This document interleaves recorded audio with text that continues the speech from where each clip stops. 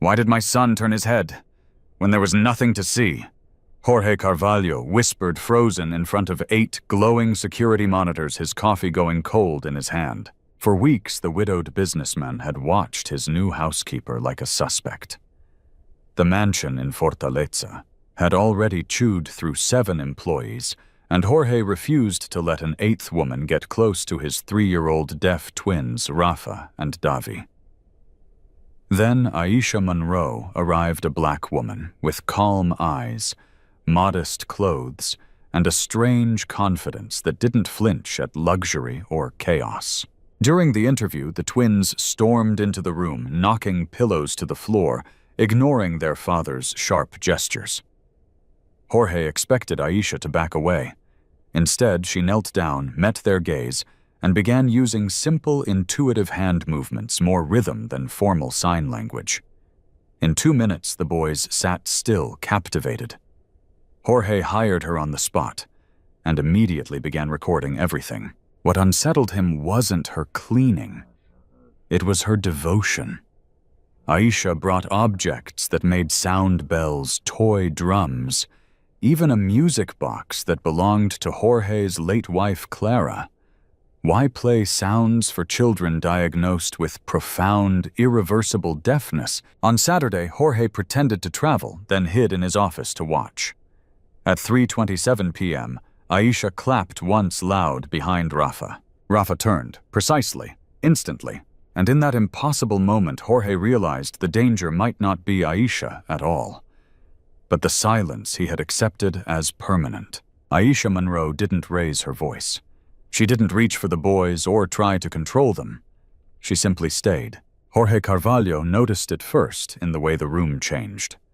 Rafa and Davi, usually restless, frustrated, trapped inside a world without sound, slowed down when she entered. Aisha moved through the house with quiet certainty, like someone who already knew where things belonged. When the twins grew overwhelmed, she didn't correct them. She lowered herself to their level, palms, open eyes soft, her gestures simple and rhythmic, almost musical in their own way. It unsettled Jorge. Other caregivers had training, degrees, perfect resumes. None of them lasted. None of them could hold the boys' attention for more than a heartbeat. But Aisha sat on the floor with them for long stretches, letting silence breathe between movements.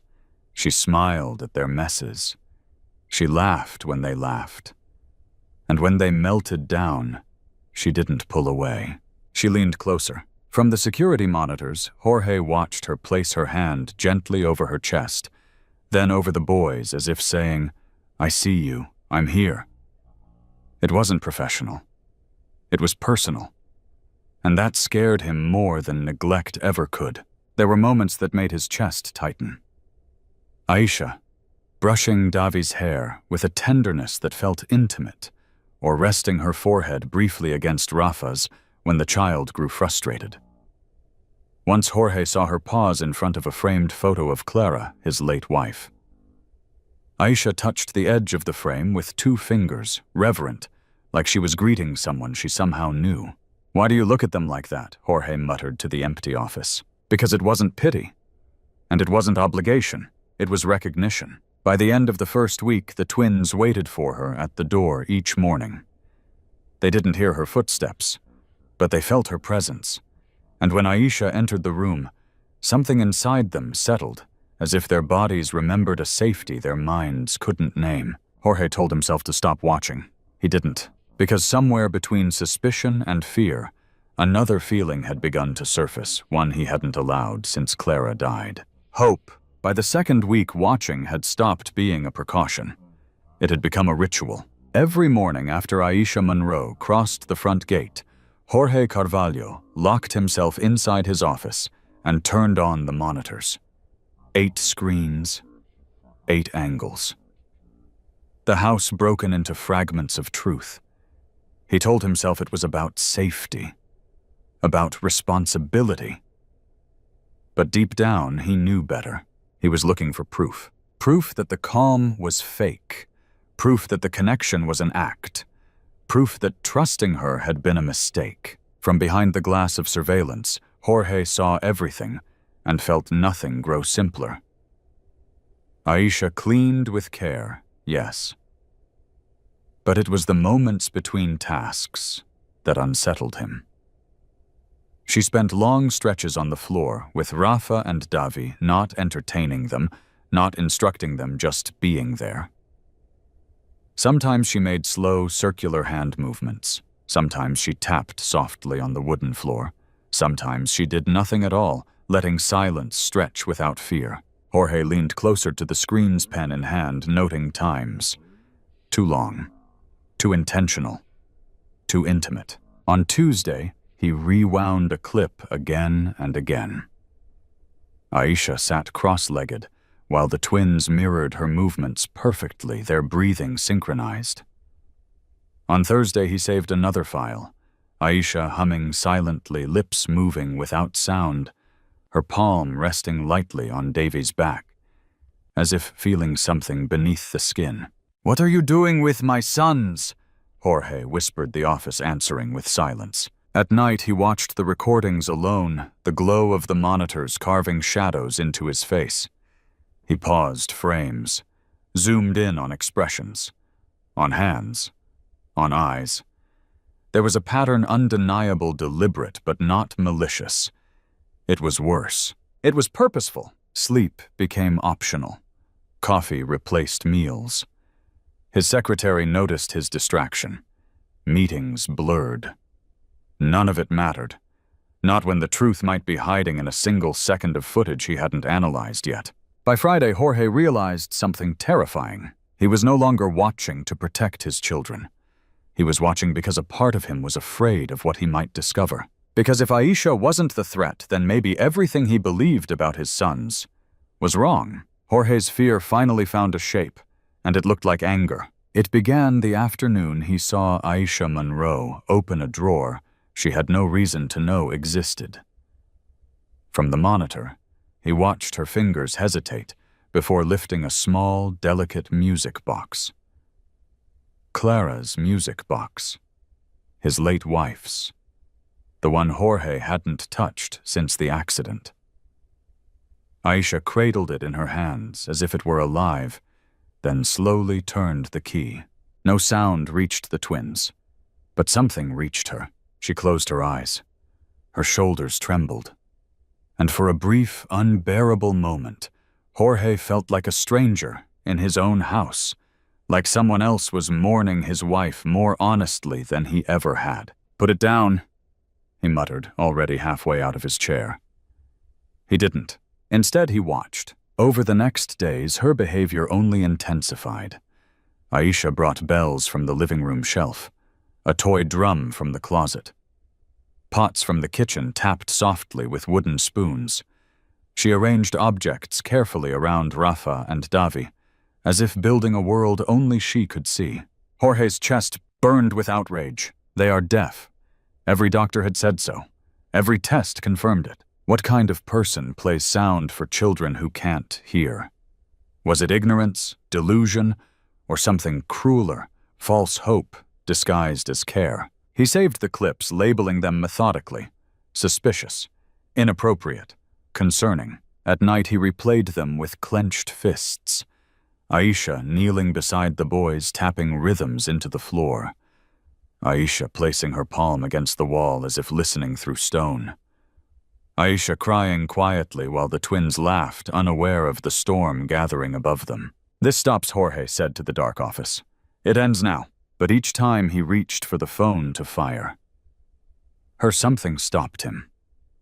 A detail too precise. A reaction too perfectly timed. Rafa stilling when the drum vibrated. Davi smiling before the bell even swung into view. It didn't make sense, and that terrified him more than the possibility that Aisha was wrong. Because if she wasn't, then the silence he had accepted for his sons might not be the truth at all. At 3:27 in the afternoon, everything Jorge Carvalho believed collapsed into a single frame. The house was quiet. Too quiet. From the office monitors, he saw Aisha Monroe sitting on the floor of the playroom, the twins surrounded by scattered blocks. Rafa was turned away from her, completely focused on building a crooked tower. Davi laughed softly, unaware of anything beyond the game. Nothing looked unusual. Nothing looked staged. Then Aisha stopped smiling. She straightened her back. Her eyes filled with something Jorge couldn't name resolve. Maybe fear. Slowly, deliberately, she raised her hands and clapped. Once, hard. The sound cracked through the room. Jorge leaned forward instinctively, already preparing his argument. Movement, he told himself. Air displacement. Coincidence. But Rafa turned. Not vaguely. Not slowly. He turned immediately, his small head rotating with precision toward the exact source of the sound. His eyes searched. Found Aisha. Locked onto her trembling hands. Time froze. Jorge's breath caught painfully in his chest. His fingers hovered over the keyboard as if touching the screen might undo what he had just seen. He rewound the footage 10 seconds. Watched again, and again, and again. 23 times. Each replay stripped away another excuse. There was no visual cue. Aisha stood behind the child. No shadows. No movement in Rafa's line of sight. The only change in the room was the sound of her palms colliding.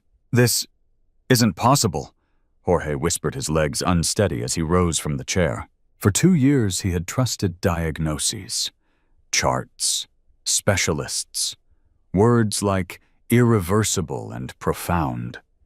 He had grieved the silence as final, unchangeable. He had built his son's future around that certainty. Now a single clap threatened to tear it all apart. On the screen, Aisha was crying.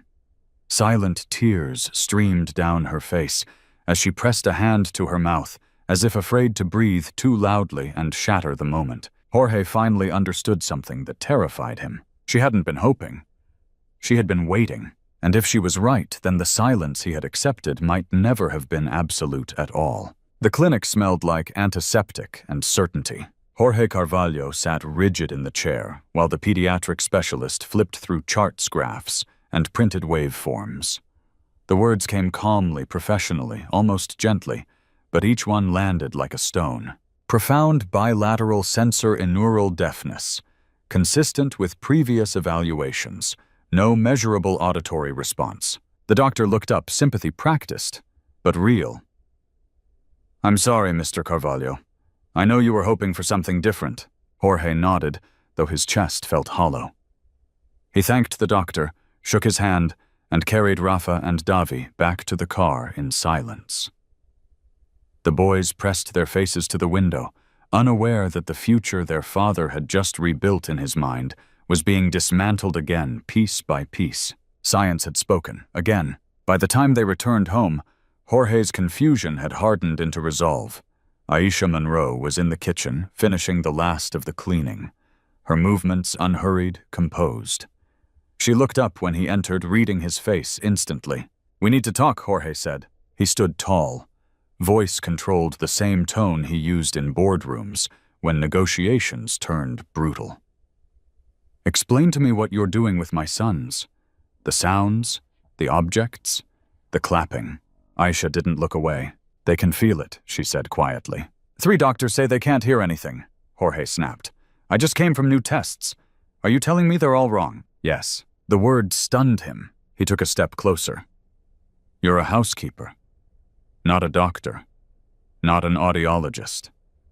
You don't get to rewrite diagnoses because you feel something." For the first time, something flashed in Aisha's eyes. Not fear, not guilt. Anger. "Because I lived it," she said, her voice trembling but steady. "I was told the same thing when I was a baby. Same words, same certainty." Jorge froze. "I was diagnosed profoundly deaf at 8 months," Aisha continued. "They said it was irreversible. They were wrong not about everything, but about enough." The room went silent. Aisha stepped forward, tears rising but unashamed. "I know that look in your son's eyes when he reacts. I know it because it was once in mine." And in that moment, Jorge realized the conversation was no longer about trust. It was about whether he was brave enough to question the truth he had been given. The room felt smaller as Aisha Monroe spoke, as if the walls themselves were leaning in to listen. She didn't rush. She knew this part mattered. "There's a condition," she said softly, wiping her palms against her jeans, grounding herself. "It's rare. So rare most doctors never see it in their entire careers. It's called residual microphonic hearing." Jorge frowned. The word sounded technical, distant, safe. He clung to that for a second. "It doesn't mean hearing voices," Aisha continued. "It doesn't mean music the way you hear it. It means vibrations, extremely low frequencies, the kind you feel before you hear." She tapped the floor lightly with her heel. Heavy steps, doors slamming, thunder, deep sounds. She looked at him, then really looked at him. "That's how I lived for years." Jorge sank slowly into the chair behind him. "They told my parents the same thing they told you," she said. "That I was profoundly deaf. That nothing could be done. But one therapist noticed something strange. I reacted when trucks passed, when doors slammed, when drums played. Her voice cracked, but she didn't stop. My brain learned to interpret vibrations as information. Not sound, but meaning." She reached into her pocket and pulled out her phone. "I didn't want to tell you without proof," Aisha said. "Because I knew you wouldn't believe me." She pressed play. The videos were unmistakable. Rafa turning toward a metal pot struck against the floor. Davi smiling when the blender roared. Both boys freezing when thunder rolled across the sky. Jorge's throat closed. "If you ignore this," Aisha whispered, tears finally spilling, "you'll steal years from them. Not because they can hear normally, but because they can learn something. Orientation. Safety. Connection." Silence swallowed the room. Jorge stared at the screen, then at his sons playing in the next room, then back at the woman standing in front of him, no longer just a housekeeper, no longer just a mystery. She wasn't offering hope. She was warning him. And in that moment, Jorge understood the cruelest truth of all. If she was right, then the greatest mistake of his life hadn't been trusting her. It had been believing the silence was absolute. The silence that followed her confession felt heavier than anything that had come before. Aisha Monroe lowered her eyes, as if bracing for rejection, for anger, for the door. Her hands trembled not with fear this time, but with the weight of a truth she had carried alone for far too long. "There's something else," she said quietly. "Something I never planned to tell you like this." Jorge Carvalho crossed his arms, trying to steady himself. "Then tell me." She took a breath that shook her shoulders. "Rafa and Davi aren't just children I care about." Her voice broke on the next words. "They're my nephews." The room seemed to tilt. Jorge stared at her, uncomprehending. "That's impossible," he said automatically. "My wife Clara, she didn't have any family. She grew up in foster homes." Aisha nodded slowly. "Because she was taken from us." She reached into her bag and pulled out worn documents, yellowed papers, creased photographs, names written in careful ink. She placed them on the table between them like evidence and offering at once. "My mother had 2 daughters," Aisha continued. "Poverty took the first. Illness took the second. Clara was sent to one orphanage. I was sent to another. We never knew each other existed." Jorge's knees weakened as he read the names. The dates. The impossible alignment that suddenly made everything, her gaze, her grief, her devotion, make terrifying sense. "I found out after Clara died," Aisha whispered. "I saw her picture in a newspaper. Successful businesswoman. 2 sons. Raised in an orphanage." Tears slid down her face. I recognized myself in her smile. Jorge sank into the chair. "I didn't come for money," Aisha said quickly. "Or rights. I came because they were all she left behind. Because when I saw their diagnosis, I saw myself, and I couldn't walk away." The truth settled like a final puzzle piece, snapping into place. All this time, Jorge had been guarding his family from a stranger, and the woman he feared most was the last blood his children had left. Jorge didn't remember standing up, only the sound of a drawer opening, slow, reluctant like a door to the past, resisting being touched. "There's something you need to see," he said, his voice hollow. From the back of his desk, he pulled out a small, worn notebook wrapped in tissue paper. Clara's journal. He had kept it hidden since the accident, afraid that reading her private thoughts would break whatever fragile balance remained in him. He placed it gently in front of Aisha Monroe, as if it were something sacred. "She wrote when she couldn't sleep," Jorge said. "Mostly about the boys. sometimes about the past. Aisha's hands shook as she opened it. Page after page spoke of motherhood exhaustion, quiet joy. Then, near the end, a heading circled again and again in uneven ink, stopped her breath. Looking for my sister. Aisha's lips parted soundlessly as she read aloud, her voice cracking. I hired a private investigator. I've confirmed it. My mother had another daughter. Her name is Aisha. Aisha Monroe. Jorge swallowed hard and continued reading when Aisha couldn't. She works as a cleaner in Fortaleza. She's alive. She's here. I'm terrified. What if she hates me for not looking sooner, but the boys deserve to know their aunt? And I deserve to know my sister. The entry ended abruptly. 3 days later, Clara was gone. Aisha collapsed forward, clutching the notebook to her chest as sobs tore through her. She was coming for me, she whispered. She was finally coming. Jorge knelt beside her, tears falling freely now. She never stopped wanting you, he said. She just ran out of time. For a long moment there was nothing but grief, raw, shared, unguarded. Then Jorge spoke again, quieter. You didn't come here by accident, he said. Not you. Not now. When the boys needed you most. Aisha looked up, eyes red but clear. It feels like she sent me, she said. Like she finished what she couldn't. Jorge nodded, understanding, settling into his bones. Clara was gone. But somehow, impossibly, she had still brought her family back together. The house no longer felt like a place built to survive grief. It felt like a place learning how to live again. Months passed, and silence was no longer something to fear. It became a language being patiently translated. Specialized therapy filled the rooms, deep drums, vibration boards, low-frequency speakers that hummed through the floor. Rafa and Davi didn't hear voices or songs the way others did, but they felt the world now. They learned that vibrations meant footsteps, that certain rhythms meant safety, that presence could be trusted. Aisha was no longer the housekeeper. She was their aunt, their anchor, the living bridge to a mother they would never fully remember, but would always know through her stories. Jorge changed too. He stopped watching through cameras and started kneeling on the floor. He stopped demanding certainty and learned to sit with questions. When the DNA results confirmed what their hearts already knew, he didn't feel shock, only relief.